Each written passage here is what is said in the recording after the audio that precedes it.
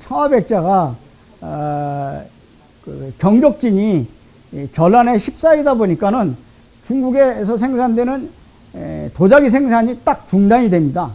임진왜란 당시에 조선 도자기공이 일본에 붙잡혀 가는데 전라북도 남원에 있는 심당길입니다. 이 앞에 그 심수관이는 14대 후손이에요. 근데 이 심당길을 비롯해갖고 이찬평이는 일본의 도자기 신으로 불릴 정도로다가 1세대들입니다, 이분들이. 그래서 중국 도자기 청아백자보다 이 일본에 있는 이 도자기는 3대 도자기 명문이 있습니다. 각기에몽, 겐에몽, 이마에몽.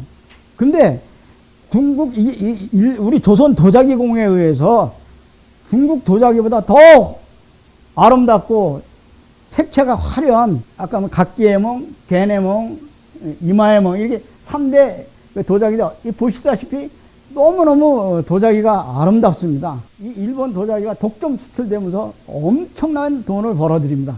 이게 지금 뭐냐면은 1900년 그 파리 세계 만국 박람회에서 일본 도자기가 세계 최고의 대상을 차지하게 됩니다. 그러니까 나가사키 항에는 여기 지금 부채꼴 모양으로 된 인공섬입니다. 이게 그 깃발이 보이죠? 이게 네덜란드 깃발입니다. 동인도 회사인 네덜란드 상인들이 무역반을 설치해 가지고 이 나가사키에 있는 이 동인도 회사를 통해서 그 당시 1662년에서부터 1682년까지 20년 동안 무려 400만 점에 달하는 도자기가 유럽으로 수출되면서 어마어마한 돈을 벌어들입니다. 이게 사스마번 가고시마 현이. 그러면 일본에 아까 말씀드린 대로 265개 번이 있다고 그랬잖아요. 그 중에 이 스마번이 가고시마 현이 가장 독자적으로 돈도 많이 벌어들이고 막강한 힘을 차지해 가지고 일본 전체의 생산량의 90% 이상의 경제력을 갖고 있는 막강한 힘을 갖고 있는. 이게 누구 때문에 그러냐?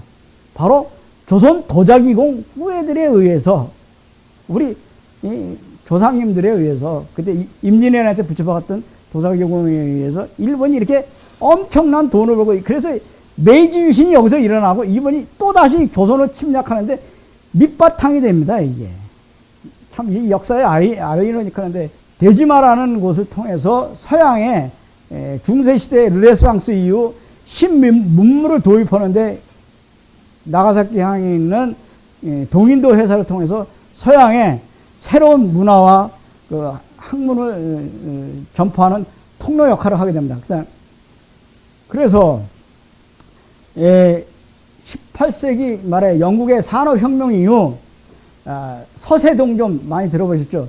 서양 세력이 동양을 공격해 들어온다는 엄청난 그 격변의 그 시대에서 영국, 프랑스 등 산업혁명 이후 공업화가 되었고 막강한 힘을 가지고, 무기를 가지고 중국, 조선, 일본을 향해 공격해 들어옵니다.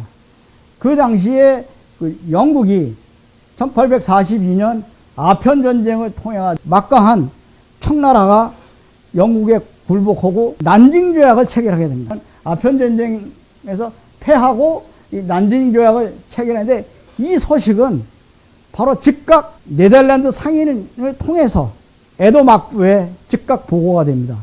그러니까 그 당시 청나라는 강희제, 그 17세기 중반에서부터 18세기까지 150년 동안 강희제 60년, 옹경제 30년, 건륜제 60년, 약 150년 동안 오늘날 미국보다 더 강한, 세계 부의 절반을 차지할 정도로 세계 최강대국이었습니다. 이런 엄청난 강대국이 영국의 대포 앞에 허무하게 무릎을 꿇었다는 이 사실은 일본 사무라이들한테는 받아들이기 힘들 정도로 엄청난 충격이었었습니다. 그런데 더 충격적인 소식은 뭐냐면은 바로 네덜란드 상인들을 통해서 미국의 페리 제독이 일본에게 통상을 하자고 알려왔기 때문입니다. 세계의 최강대국인 청나라를 저렇게 몰락을 시킨 이 서양의 영국이라든가 프랑스, 미국이 얼마나 큰 강대국인가, 정말 공포에 질릴 수밖에 없습니다. 그래서 그 1853년 그 8월 3일 날 그 페리 제독이 이와 같이 네 척의 연합 함대를 이끌고 일본 동경만 우가라항에 딱 나타나기 시작합니다. 여기 지금 사진에 나와 있는 대로 그 당시에 일본 배는 규모가 100에서 한 200톤 정도밖에 안 됐어요. 근데 여기는 페리 제독이 끌고 이 연합 함대 크기는 무려 크기가 3,000톤 정도가 됩니다. 이렇게 어마어마한 배는 난생 처음 본 일본 사무라이들은 그야말로 혼비백산할 수밖에 없습니다. 그리고 이 우라가항에 나타난 이 연합함대가 시커먼 연기를 내뿜으면서 이 시커먼 배들이 나타나는데 왜 이렇게 배가 시커머냐 하면은 이게 그 페리 제독이 이끄는 이 배는 그 증기선으로 돼갖고 목재입니다. 그래갖고 콜타로 칠을 했어요. 그래서 시커멓게 보여갖고 여기 써 있는 대로 그 흑선, 검은 흑자, 검은 배다. 그래갖고 쿠로우네라고 일본 사람들이 이름을 붙였습니다. 그런데 이 페리 제독이 이 일본에 그 쳐들어온다는 그 보고를 받고 쇼군인 그 독구가 히데요리인 이 쇼군이 너무너무 그 불안하고 질려가지고 한마디로 해서 이 사람들이 견딜 수가 없어갖고 공포에 질려고 결국은 그 심장마비로 쇼군이 죽습니다. 그러니까 이제 페리 제독이 일본 사람들이 길을 꺾으려고 동경만에 쳐들어오는데 함포 사격을 하니까 그 함포 소리가 동경만을 완전히 뒤엎습니다. 엄청난 그 굉음 소리가 들으니까 일본 사무라이들은 그야말로 사시나무 떨듯이 떠는 거예요. 페리 제독의 통상을 일단 기다려봐라. 좀 뒤로 미룬단 말이죠. 그러니까 그 이듬해 다시 페리 제독이 이번에 8척의 배를 이끌고 1854년에 일본에 다시 나타납니다. 그러니까 결국은 일본 사무라이들은 더 이상 미국과 통상조약을 미룰 수가 없어요. 그래서 미국의 페리 제독의 힘에 눌려가지고 결국 일본이 미국과 역사적인 통상조약을 맺습니다. 일본이 그 페리 제독에 의해서 통상조약을 맺고 나니까 그럼 일본은 그야말로 새로운 시대의 서막이 열리게 됩니다. 그러면서 일본이 그 향후 40년 후에 그 청나라를 점령할 수 있는 힘을 키우게 되고 50년 후에는 그 당시 세계 최강대국이었던 러일 전쟁에서 승리할 거라고 생각한 사람은 그 당시 일본 사람 중에 아무도 없었어요. 동양 삼국 중에서 조선, 중국, 일본 중에 가장 미개한 나라였었습니다. 일본이.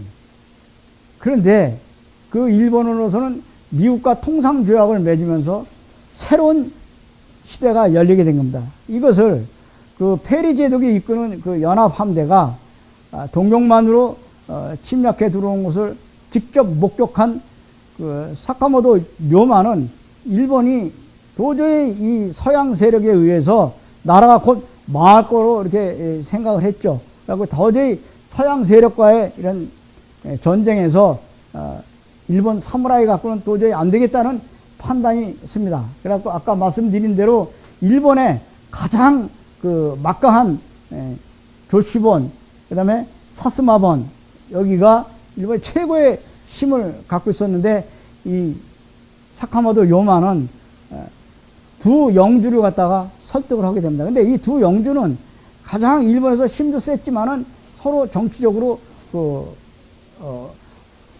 앙숙 관계였었습니다. 사카모토 요마가 사이코 다카모리를 찾아갑니다.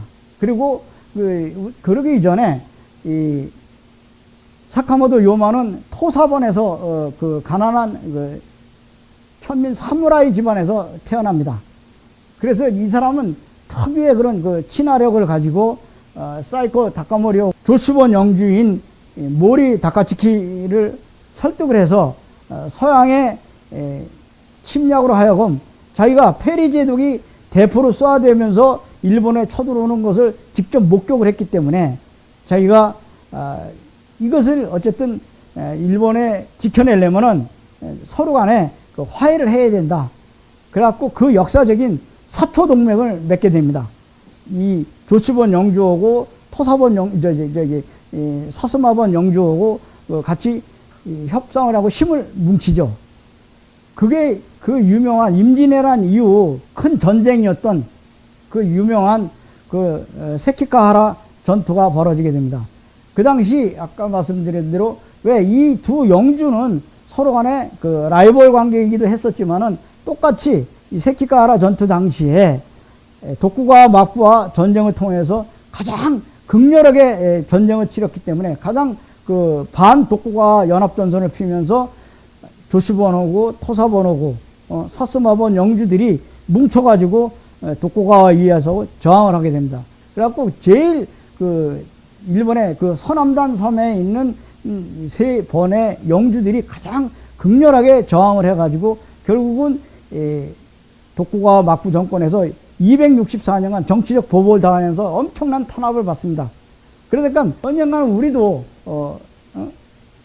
저기 독구가와 막부를 갖다가 어쨌든 쳐부셔야 되겠다는 그런 마음을 갖고 있었던 차에 사카모토 요마가 중재 역할을 해서 전쟁을 붙게 됩니다. 근데 1600년 9월 15일 날 일어난 세키가하라 전투는 일본 역사, 중세 역사에서 가장 처절한 전쟁으로 기록되고 있습니다. 여기 지금 도요토미 히데요시가 임진왜란이 거의 끝나갈 무렵에 일본에서 가장 그 영향력이 큰 영주 5명을 한 자리에 모아놓습니다. 그 중에서 제일 힘이 센 사람이 독구가와 이에야스였습니다. 감동 지방을 장악하고 있었는 독구가와 이에야스를 비롯해서 5명의 영주를 모아놓고 내가 나이 느지막하게서 얻은 유일한 혈육인 우리 아들 어린 6살 난 도요토미 히데요리를 잘 부탁한다는 유언을 남기고 1598년 8월 14일 날 죽습니다. 이러다 보니까는 일본의 265개 영주들은 엄청난 혼란에 빠지게 됩니다. 도요토미 히데요시의 그 유언에 따라서 그 후계자인 도요토미 히데요리의 그 의리를 지킬 것인지, 또 아니면은 금방 독구가와 이에야스의 편에 들든지 둘 중에 하나의 선택을 해야 됩니다. 그래서 그 당시 금방 말씀드린 대로 소소행정, 임진왜란 때 그 제1군 사령관이었던 고니시 유기나가가 그 서군에 가담하게 됩니다. 그 조시본, 토사본, 사스마본 영주들하고 약 8만 명의 군사가 반 독구가와 연합전선을 피우면서 서군에 가담하게 됩니다. 갓도 기요마사는 임진왜란 당시에 2군 사령관이었습니다. 그리고 이거 여기 지금 동군에는 총사령관이 독구가와 이에야스를 비롯해 갖고 갓도 기요마사하고 12만 명이 동군에 가담을 해갖고 일본 열도를 딱 가운데 중심으로 둬가지고 그 서남단 쪽에 그 규슈 지방에 서군하고 관동 지방에 동군하고 커다란 전쟁이 벌어지는데 여기서 얼마나 비참하게 전쟁이 벌어졌냐면 사람의 시체가 피가 그냥 강을 흘렀다고 합니다. 그래서 결국 이 전쟁에서 독구가와 이에야스가 정권을 장악하고 승리를 하게 됩니다. 그래서 오늘날 독구가와 막부 정권이 아까 말씀드린 대로 출범을 하면서 264년간 일본 중세시대를 장악을 하고 에도 막부, 에도라는 건 동경을 얘기하는 겁니다. 동경의 수도를 삼고 독구가와 막부 체제가 출범을 하게 됩니다. 아까 말씀드린 사카모토 요마는 토사본에서 그 가난한 천민 사무라이 집안에서 태어났습니다. 그리고 그 당대 최고 가는 검객이었었어요. 그리고 일본의 최고 재벌인 미쓰비시, 우리나라는 삼성보다 더 크죠. 이게 군수산업체인데 미쓰비시 재벌을 키운 인물이기도 합니다. 근데 이 사카모토 요마는 오늘날 일본이 세계 경제 대국으로 나가는데 가장 결정적인 기여를 한 인물로 평가되면서 일본 사람들의 엄청나게 존경을 받고 있습니다. 그리고 서양 문물을 적극적으로 받아들인 선각자이기도 합니다. 근데 일본 사람들은 지금 그 사카모토 요마 열풍이 불 정도로 다 일본이 대단합니다. 왜? 그래도 그럴 것이 일본 경제가 어려우니까 사카모토 요마를 갖다 다시 떠올리게 된 거죠. 그리고 사카모토 요마가 없었다 그러면 일본에는 메이지 유신이 불가능했다고 판단을 합니다. 그리고 사카모토 요마가 자기는 죽어도 앞으로 고꾸라 죽을 거라고 얘기할 정도, 쓰러져 죽어도 앞으로 죽겠다는 말을 할 정도로 일본 근대화의 그 아주 기수였을 뿐만 아니라 상징이기도 했죠. 그리고 일본 사람들은 자기네 그 우익 정치인들이 지금도 자기네 그 정치적인 롤 모델이 사카모토 요마라고 할 정도로 지금 열풍이 불고 있습니다. 그리고 사카모토 요마는 일본 최초로다가 서양식 신혼여행을 다녀왔고 막부 말기에는 서양의 구두를 즐겨 신고 그랬습니다. 내가 왜 이 말씀을 드리냐면 그만큼 서양 문물을 받아들이는데 앞장섰던 인물입니다. 근데 이 사카모토 요마는 20대 초반에 그 신분이 일개 떠돌이 무사에 지나지 않았었습니다. 근데 추후 이 사람은 사상가로서 입지가 드러나면서 그 사카모토 요마의 그 사상은 오늘날 일본이 근대화를 이루는데 사상적 토대를 말하는 그 사카모토 요마가 막부 시기 말기에 수구 세력에 의해 갖고 1862년에 여기 나와 있습니다만 여기 데라다야 사건에 의해 갖고 이게 데라다야가 뭐냐면 이게 여관입니다. 일종의. 여기서 33살에 무참하게 이 수구 세력에 의해서 암살당합니다. 사카모토 요마는 일본 역사에서 도쿠가와 이에야스, 오다 노부나와 함께 아주 무지개 존경받는 인물로서 사카모토 요마는 정말 용같이 나타났다 구름같이 사라진 인물로다 일본 역사에 지금 기록되고 있습니다. 1868년 메이지 유신을 단행하고 난 다음에 그 이후로 군국주의 전쟁이 시작이 됩니다. 1789년 프랑스 대혁명은 인류가 이 프랑스 대혁명을 통해서 우리 인류가 엄청난 근대화가 이루어지게 됩니다. 왕이 나라의 주인이었는데 이제는 왕이 나라의 주인이 아니라 백성이 나라의 주인이 된다는 공화제로 전환되어 가는 역사의 큰 대인류 역사가 변화가 오게 되는 겁니다. 마리 앙뚜아네트가 하고 저기 루이 16세가 단두대에 의해서 처형당하는데 바스티유 감옥이 혁명군에 의해서 점령된 상황입니다. 그래서 이제 혁명이 일어나는데 그 당시 그 마리 앙뚜아네트는 왜 이게 군중들이 들고 일어나니까 배가 고파서 그렇다니까 그럼 케이크를 주면 될 거 아니냐고 이렇게 참 왕정시대 때 그 황당한 얘기를 할 정도 그 인식이 왕의 중심이 아니라 이제 백성이 나라의 주인이나 공화제로 전환되는 과정 속에서 일본은 중국과 조선보다 앞장서서 개화에 들어서게 됩니다. 일본의 그 양반 제국이라고 할 수 있는 사무라이 제도를 갖다가 없애버리고 일본의 봉건 시대인 막부 체제를 갖다가 타도합니다. 아까 말씀드린 대로 요게 그 지금 새끼가 이게 무진 전쟁이 뭐냐면 1868년에 메이지 유신이 일어날 때 전쟁이 일어났는데 아까 말씀드린 대로 여기가 지금 조치본, 토사본, 그 사스마본 이 세 지역이 그 새끼가하라 전투 당시에 그 탄압받았던 이곳이 딱 사카모토 요마에 의해서 중재 역할을 하고 바로 조시본 영주하고 모리 다카치카하고 그 다음에 그 사스마본 영주인 사이코 다카모리하고 같이 사초 동맹을 맺습니다. 그래서 쳐들어가죠. 그래갖고 지금 봉건 시대인 쇼군을 갖다가 도쿠가와 막부를 갖다가 이 1868년 전쟁에서 승리하고 그 무능한 사무라이들을 건져서 끌어내고 이게 지금 그 당시 그 사스마본 그 사무라이들입니다. 여기가 왜 이렇게 당당했냐면 아까 말씀드린 대로 일본의 경제력과 군사력의 90%를 갖고 있을 정도로 막강했었습니다, 힘이. 그래갖고 금방 이게 지금 무진 전쟁에서 이 전쟁 그 지도인데 결국 빨간색이 그 서군입니다. 그래서 지금 이 쇼군을 몰아내는 과정이죠. 쇼군을 건져서 끌어내고 나이 어린 16살인 메이지 천황을 갖다가 일본 천황으로 앉혀갖고 그 당시에 독일의 입헌 군주제를 받아들입니다.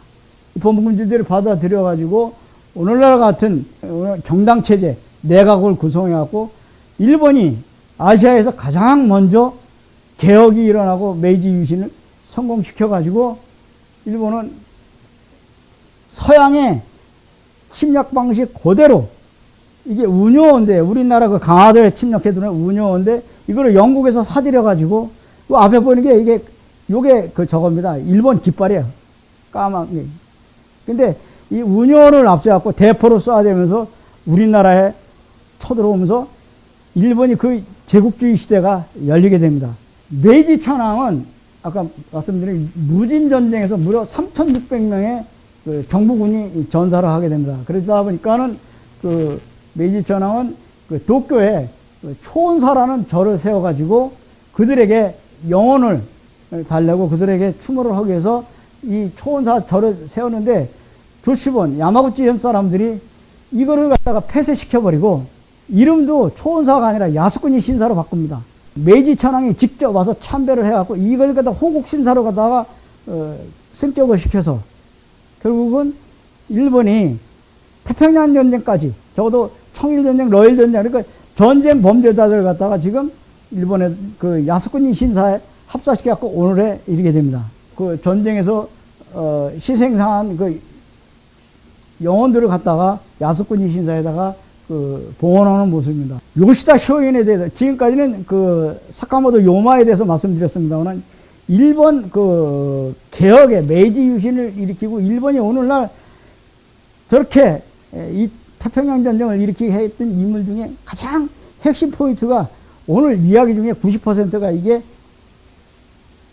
요시다 쇼인입니다. 강의 내용 중에 핵심 포인트가 이 요시다 쇼인인데 이 사람은 그 조시본 지금 현재 야마구치 현에서 가난한 사무라이 집안에서 태어났습니다. 그 당대 최고 가는 검객이었어요. 근데 이분도 이 요시다 쇼인도 교육자이기도 했습니다. 근데 이 요시다 쇼인은 자기 조국인 일본이 어떻게 하면 중국과 조선보다 앞서갈 수 있을까 늘 고민했습니다. 그리고 요시다 쇼인은 자기 조국인 일본이 어떻게 하면 동양에서 최고에 가는 강대국으로 만들 수 있을까 늘 노심초사를 했습니다. 요시다 쇼인이 그 무능한 독구가와 막부가 미국의 페리제 개독에 의해서 무릎을 꿇고 불평등 조약을 체결한 것에 대해서 엄청난 불만을 갖고 조난 양이 이 말은 뭐냐면 왕을 높이고 일본 천황을 높이고 양이 서양 오랑캐를 물리친다는 그 조난 양이 운동을 펼치다가 결국은 반역죄가 적용이 돼가지고 1859년에 29살 나이에 처형당하게 됩니다. 그 요시다 쇼인은 11살 나이에 조시본 영주인 모리 타카츠키 앞에서 군사 강의할 정도로 천재였었습니다. 그리고 그 당시에 유명한 명망 있는 학자들을 찾아다니면서 학문을 갖다가 터득을 하게 됩니다. 그리고 24살에는 그 서양에 발달된 그 과학 문명을 갖다가 탐구하기 위해서 미국으로 밀항을 시도하다가 결국은 체포가 돼가지고 조시본 하기 감옥에서 1년 2개월 동안 징역살이를 하면서 무려 600여 권의 책을 읽으면서 엄청난 지식을 쌓게 됩니다. 그리고 요시다 쇼인이 그 하기시에 있는 조시본 하기 감옥에서 그 죄수들을 상대로 해갖고 맹자를 강의합니다. 이게 맹자에 나온 이게 그 사진입니다만은 맹자가 얘기했던 그 지성이 불동자면 미지하라. 이게 뭐냐면 지성을 다하면 이루지 못할 일이 없다라는 그 유명한 맹자를 강의했는데 요 밑에 사진이 그 지금 그 아베 총리의 그 좌우명이 바로 이 지성입니다. 그러니까 아베가 직접 쓴 글쎄요, 이게 지성이. 요시다 쇼인은 자기가 그 감옥 생활을 포함해서 쇼카 손주쿠라는 학당인데 이 25살에 감옥에서 조선 침략의 이론서인 이 정한론을 집필을 하게 됩니다. 그 당시 요시다 쇼인이 주장했던 내용은 뭐냐면은 조선은 일본을 위해서 매우 중요한 곳에 위치해 있다. 따라서 조선을 지금 손보지 않으면 다른 나라들이 침략을 할 것이다. 그러니 조선이 문명 개화를 하고 난 다음에는 도저히 조선을 갖다가 침략할 수가 없으니 즉각 조선을 쳐들어가야 된다고 주장한 게 바로 감옥에서 주장했습니다. 근데 이제 그 요시다 쇼인은 25살 나이에 이미 정한론을 집필했게 됐고 1857년에 11월 달에 만기 출소를 합니다. 28살에. 그래가지고 나와서 첫 번째 만든 게 바로 이 일본의 역사를 바꾸는 효카 촌수쿠라는 학교를 세우게 됩니다. 소나무 아래 글방이라는 이 글방을 통해서 이 기숙 학교를 통해서 나이와 신분 관계없이 과거 경력 묻지 않고 능력과 재능이 있는 사람이면 누구나 다 받아들이는 열린 교육을 통해서 일본이 그 당시 메이지 유신을 단행하게 되고 이 효카 손주쿠에 의해서 일본이 엄청난 개혁이 일어나기 시작합니다. 효카 손주쿠를 갖다가 운영한 거는 1년 2개월이었고 또 감옥에서 강의까지 한 걸까지 다 합하면 불과 26살에서 29살까지 3년 동안 그 짧은 기간 동안에 무려 한꺼번에 92명의 제자들을 길러냅니다. 그 중에는 대표적으로 이토 히로부미가 이제 일본 초대 총리를 비롯해서 그 다음에 이노우에 가오루 이분은 이토 히로부미하고 미쓰비시 말고 미쓰이 재벌을 키운 경제인이기도 했습니다.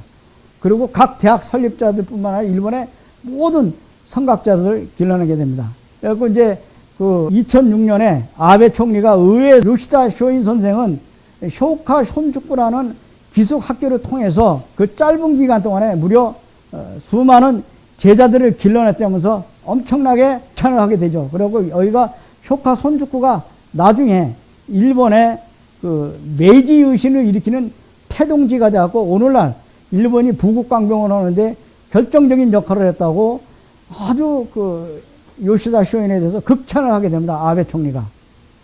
그리고 1894년 가보 동학농민혁명 당시에 우리나라에서 약 50만 명이 죽습니다. 그때 당시 이토 히로부미가 일본의 초대 총리를 비롯해서 무려 4번의 총리 대신을 이루게 됩니다. 그런데 이토 히로부미는 자기 스승인 요시다 쇼인이 태어난 곳에서 불과 300m 거리에서 가난한 농부의 아들로 태어납니다. 천민, 가난한 사무라이 집안으로 양자로 들어가죠. 그러고 나서 17살에 효카 손주쿠라는 기숙학교에 들어가게 됩니다. 그리고 처음에 기숙사 생활을 할 때 이토 히로부미가 천민이기 때문에 문벌 가문에 있는 아주 귀족 자제들한테 엄청난 무시와 멸시를 당하게 됩니다. 그런데 이런 온갖 수모를 겪으면서도 나이와 과거 신분 관계에 구별하지 않고 이토 히로부미의 그 재능을 인정한 요시다 쇼인의 그 훌륭한 인품에 감동이 돼가지고 더욱더 이토 히로부미는 공부를 열심히 해서 영국 런던 대학에 유학을 가고 그 다음에 미국 예일 대학에 들어가갖고 법학 박사학위까지 받습니다. 이 사진은 이토 히로부미가 청소년 시절에 낭인 생활할 때 효카 손주쿠의 기숙학교 들어가기 전에 이토 히로부미도 이렇게 그냥 젊은 청년 시절에 사무라이 짓하고 엄청나게 불량 청소년이었었어요. 그런데 요시다 쇼인을 만나가지고 효카 손주쿠에 들어서 학문을 접하면서 사람이 변하게 됩니다. 그러니까 이토 히로부미가 이렇게 훌륭한 성공할 수 있었던 것은 요시다 쇼인이라는 큰 대스승을 만났기 때문에 이게 가능했던 겁니다. 1863년 적어도 메이지 유신이 일어나기 바로 전에 기숙 학생들이 영국 유학을 떠납니다. 여기는 이토 히로부미를 비롯해 요 위에 마사로, 엔도 켄스키, 그 다음에 요시마사 이 5사람의 청년 에리트들이 전혀 별 세계인 영국 유학을 떠나게 되죠. 그러면서 새로운 세상을 보고 오게 됩니다. 그 당시 이토 히로부미는 영국 유학을 떠나가지고 거기서 그 당시 영국은 산업혁명 이후 전 세계 가장 힘이 막강한 선진국이었었습니다. 그래서 이토 히로부미가 영국에 들어가고 딱 영국의 발전된 과학 문명하고 탐복을 하게 됩니다. 그래서 어떻게든 이 영국과 같이 일본을 만들어야 되겠다고 결심을 하게 되죠. 이토 히로부미는 러일 전쟁이 일어나자 다시 영국에 들어가고 일본 국채를 팔아서 이 미카사 군함을 끌고 와갖고 러일 전쟁을 승리로 이끄는데 아주 엄청난 기여를 하게 되죠. 이와 같이 이토 히로부미는 영국 유학 생활을 마치고 자기가 태어나고 자라난 곳에 조슈본 야마구치현 효카 손주쿠라고 하는 기숙학교 학생들하고 자기 친구들하고 그 마을 동네 친구들하고 메이지 유신을 일으켜가지고 조선 침략을 시작합니다. 이게 조슈본 사람들인데 그 친구 중에서는 데라우치 일본 초대 데라우치 총독 그 두 번째가 그 하세가와 이 사람도 다 조슈본 사람들입니다. 그리고 이노우에 가오로 이 사람은 그 미쓰이 제보를 키운 인물이기도 하고 초대 조선 공사 일본 공사를 지내던 이노우에 가오로는 이토 히로부미하고 같이 영국을 유학을 갈 정도로 청소년 시절 엄청난 가까운 친구 사이였었어요. 그리고 일본의 그 모든 고국 관료를 다 지냈던 아주 메이지 유신의 아주 가장 그 선봉에 나섰던 사람 중에 하나가 이노우에 가오루입니다. 그런데 이 이노우에 가오루 역시 마찬가지로 천민 사무라이 집안에서 태어났습니다. 이토 히로부미가 태어난 곳에서 불과 한 500m 거리에서 태어났습니다. 여기 나오는 게 미우라 고로. 이노우의 다음 그 조선공사로 들어온 사람이 바로 미우라 고로인데 이 미우라 고로도 일본 그 조슈본 하기시 출신인데 조선에서 러시아 세력을 갖다가 몰아내기 위해서 명성황후를 무참하게 살아했던 을미사변을 일으킨 장본인입니다. 이게 또 역시 마찬가지로 조슈본 하기 출신입니다. 그리고 여기 옆에 있는 게 오시마 요시마사, 지금 아베 총리의 고조 할아버지입니다.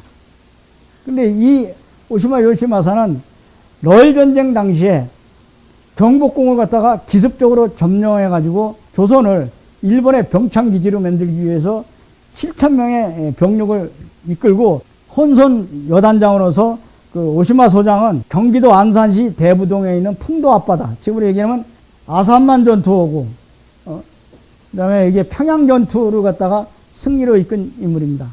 야마가타 아리토모 참 엄청난 그 강경파입니다.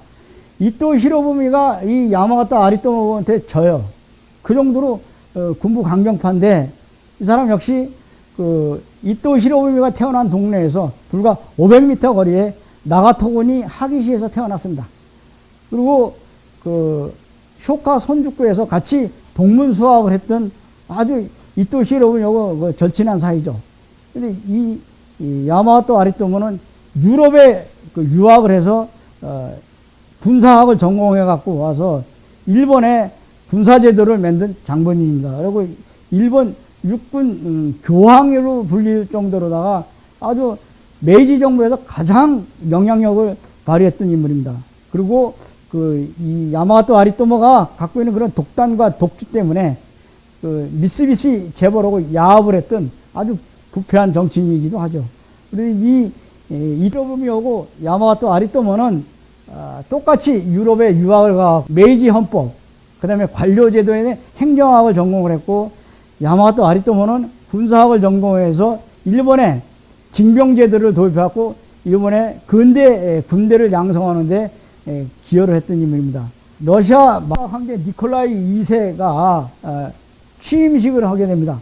1896년 6월 달에 취임식을 하게 되는데, 그때 민영환 선생이 러시아에 들어가갖고 러시아 정부로 하여금 조선에 군사적 지원과 재정적 지원을 요청을 하게 됩니다. 그런데 그때 그 야마가토 아리토모는 일본 정권 대사로 참여를 하고 러시아에 있는 외무상 로마노프와 극비밀리에 회담을 가져갖고 러시아 정부하고 일본은 사전에 동의 없이 조선에 어떠한 군사적 지원과 재정적 지원도 하지 않는다는 협약을 체결하고 그 유명한 로마노프 야마가타 의정서를 체결했던 바로 장본인이기도 합니다. 이 가스라다로는 그 나가토군이 이토 히로부미가 태어난 곳에서 불과 이 사람도 약 한 100m 거리에서 가난한 천민 사무라이 집안에서 태어났습니다.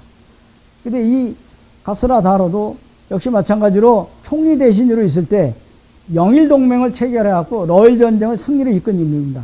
우리가 알아야 될 것이 1905년 미국의 루즈벨트 대통령 특사인 가스라 다라오하고 그 유명한 가스라 데프트 비밀 협약을 맺었던 장본인이기도 합니다. 우리가 여기서 알아야 될 것이, 그리고 그게 결국 가스라 데프트 비밀 나라가 일본한테 식민지로 전락하는 결정적인 역할을 하게 됩니다. 미국이 필리핀을 점령하는데 일본이 묵인을 하고, 그 대신에 일본이 조선을 묵인을 해갖고 결국은 미국한테 첫 번째 우리가 배신당한 것이 우리가 나라를 일본한테 빼앗기는 그런 쓰라린 경험을 하게 되죠. 우리는 미국에 대해서 깊이 알아야 됩니다. 일본이 아까 말씀드린 대로 페리 제독에 의해서 1854년에 일본이 최초로다가 동양국의 최초로 미국하고 통상조약을 맺습니다. 그러면서 일본은 그때서부터 지금까지 엄청나게 발전을 하는데, 우리나라도 역시 마찬가지로 미국과 최초로 통상조약을 맺는 게 청나라, 러시아, 일본이 아니라 미국하고 제일 먼저 통상조약을 맺은 게 1882년입니다. 일본보다 약 한 30년 늦기는 했습니다만은, 그 당시 조선의 현실이라는 것이 러시아하고 일본하고 조선이 호시탐탐 조선을 침략하려고 들었을 때 고종 황제는 미국의 그 알렌 공사 이야기만 듣고, 알렌 공사가 말하기를 뭐냐면 미국은 쌀이 많이 나는 나라다, 그러니까 부유한 나라이기 때문에 조선을 절대 식민지와 침략할 이유가 없다. 그 다음에 가장 멀리 떨어져 있기 때문에 조선 침략하지 않겠다. 또 한 가지 제일 중요한 얘기가, 조선이 일본과 중국과 러시아에게 침략당했을 경우에는 미국이 즉각 군대를 동원해서 조선을 갖다가 보호해 주겠다는 이런 감언 이설에 쏘가가지고 고종 임금님이 일본과 마찬가지로 최초로다가 외국과 통상조약을 맺습니다. 미국한테. 비록 일본보다 30년 늦었습니다만은. 그런데 이 통상조약의 잉크가 채 마르기도 전에 미국한테 첫 번째 배신이 바로 금방 이 장본인들입니다. 가스라 데프트 비밀 협약을 체결해갖고 우리가 일본한테 넘겼어요. 바로 식민지가 된 겁니다. 처참하게. 하기시라는 곳은, 이 하기시는 우리 조치본 야마구치현인데, 야마구치현에서도 이 점 하나가 있어요. 딱. 근데 가장 가깝게 있습니다. 부산하고 여기 조치본 야마구치현하고는 250km밖에 안 돼요. 이게 가까운 곳에서 있는, 그것도 야마구치현 전체가 아니라 하기시라는 조그마한 동네에서 어떻게 이런 일이 벌어질 수 있을까? 이 인물들이 다 금방 나열해드린 인물들이 조선 침략의 원흉들입니다. 이 일본 전체 국토 넓이에, 그것도 야마구치현 그 넓이에 아니고 하기시라는, 나가토니 하기시라는 조그마한 동네 사람들이 메이지 유신을 일으키고 어떻게 조선을 이렇게 침략해 들어올 수 있었을까? 꼭 알아야 될 부분입니다. 그 이유는 첫째, 요시다 쇼인이 효카 손주꾸라는 기숙학생을 세워가지고 과거 능력, 과거 뭐 신분, 차별 이런 거 없이 능력과 재능이 있으면 누구나 다 받아들이는 열린 교육을 통해서 힘을 키워나갔던 겁니다. 두 번째는 아까 말씀드린 대로 여기 조시본하고 사스마본은 독구가 막부 정권에 대해서 엄청나게 탄압을 받았던 곳입니다. 그래서 이 천민 사무라이들이 신분에 대한 계급 상승을 노리기 위한 동기부여가 여기 크게 작용했던 겁니다. 또 한 가지 마지막으로는 서구 열강으로부터 일본을 지켜내야 되겠다는 공동체 의식이 작동을 했기 때문에 이런 일이 벌어진 겁니다. 그래서 이들에 의해서 우리 조선을 침략하게 된 겁니다. 여기 지금 보시다시피 이게 요시다 쇼인의 그 제자들입니다. 이토시로미, 야마가타, 아리토 뭐 다 한 동네예요. 그리고 그 밑에 보시면 그 지도가 나와 있는데 다 같은 동네 사람들입니다. 이게 요시다 쇼인의 출생지에서 이토시로 보면 불과 몇 미터 안 돼요. 야마토 아리토 뭐 가스라다로 다.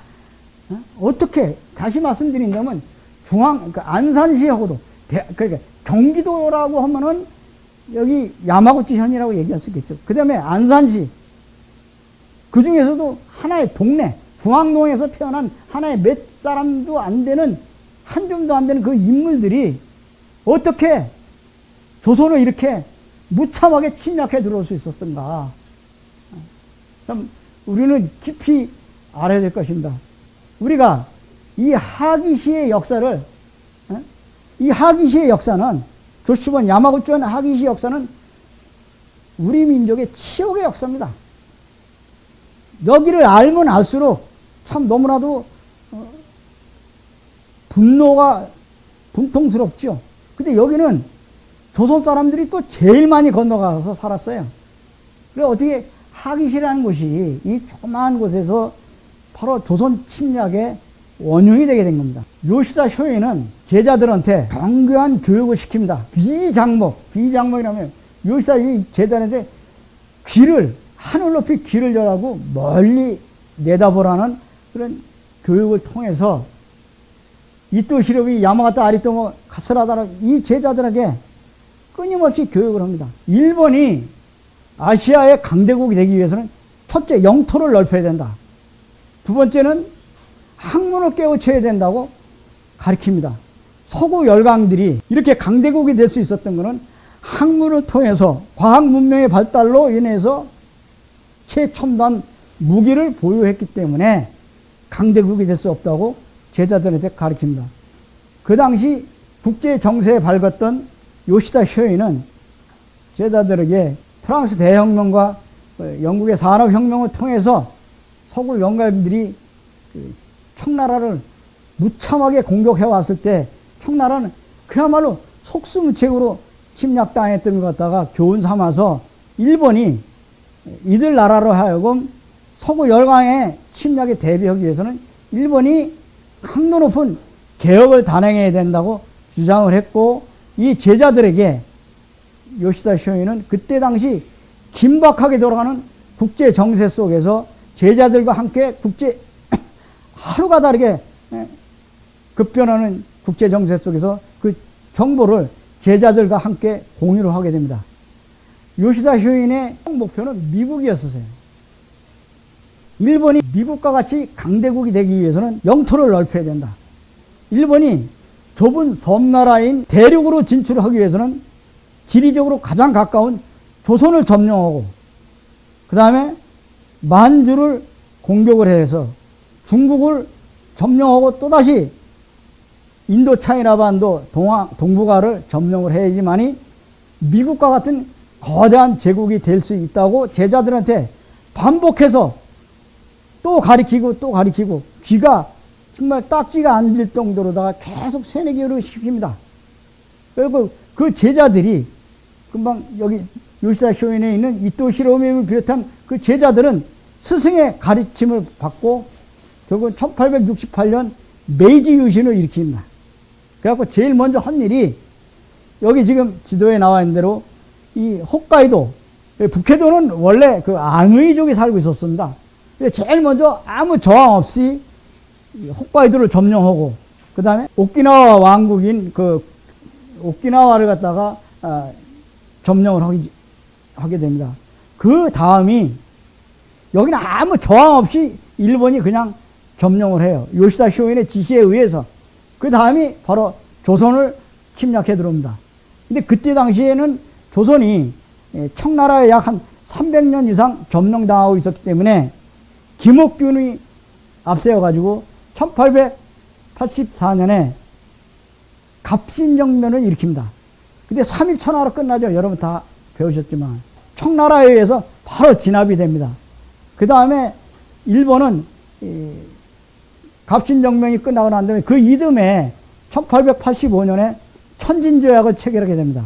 그리고 천진조약을 체결하면서 일본과 청나라는 조선에서 군대를 완전히 철수한다고 합의를 봅니다.